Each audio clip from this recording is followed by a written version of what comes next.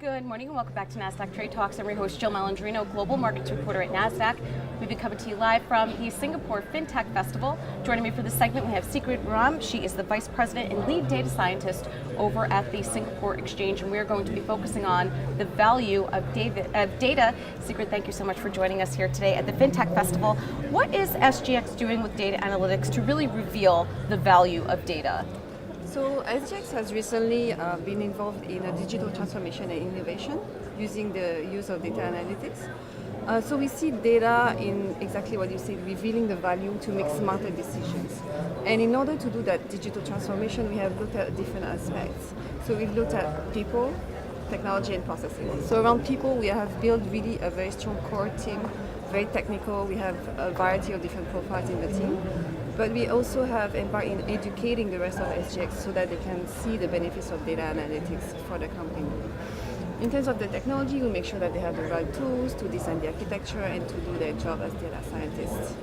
Finally, around processes, we need to make sure that we do good science and that we don't introduce biases in what we are doing. So we do proper code review, and so these are really the fundamental layers of what we have doing around data and analytics.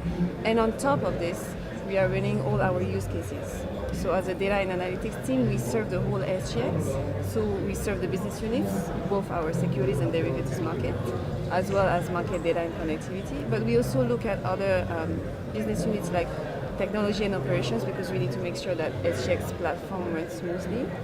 And we also work very closely with regulation, because regulation is an important part of making sure that SGX runs a fairly and orderly market and transparent market. All right, let's talk about the future of artificial intelligence, and I think it kind of goes back to what you said about using good data. How do you make sure that AI is good for the long term, that it's sustainable?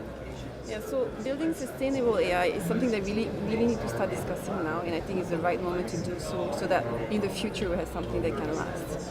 So there are a few aspects around it. One of it is making sure that AI is ethical. So how do we balance the individual good and the common good, basically balance the two? Where we could have a society where we don't really need any data, but then it's very difficult to have an AI that is inclusive and fair. And the other opposite would be that everyone knows everything about everybody, but then are you really free in that world, because your data could be used against you? Right. So we need also to make sure that AI is responsible, and I mentioned a little bit about bias, but how to make sure that we don't introduce bias when we build our models.